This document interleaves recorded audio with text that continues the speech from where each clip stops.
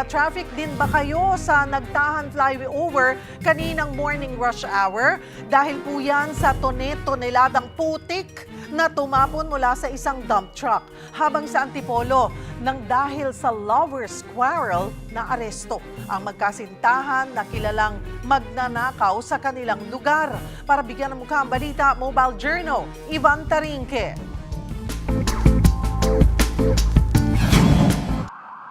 Nagkalat ang putik sa northbound lane ng Nagtahan flyover pasado alas 3 kaninang madaling araw. Tumapon kasi mula sa dump truck ang panambak na galing sa hinukay ng ginagawang skyway sa Pandakan. Dadalhin sana ito sa Obando, Bulacan nang matanggal ang lock sa likuran ng truck. Habang pong paahon po ako dito sa tulay na to, mabilis po yung takbo ko kasi nakabuelo po ako galing dun sa kabilang tulay.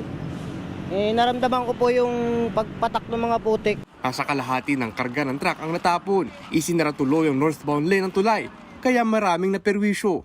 Grabe grabe. May emergency pa nga ho akong sakay. Imbes na naghahabol kami ng oras na ma-receive o deliver namin, nauubusan na kaming oras dito pa lang.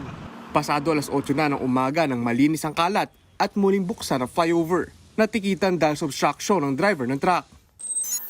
Pansinin nitong kuha ng CCTV sa isang coffee shop sa Barangay San Isidro, Antipolo City nitong nakaraang Lunes, Enero 19. Pagpasok na itong si Kuya, tiyempong may naiwang cellphone ng staff sa counter.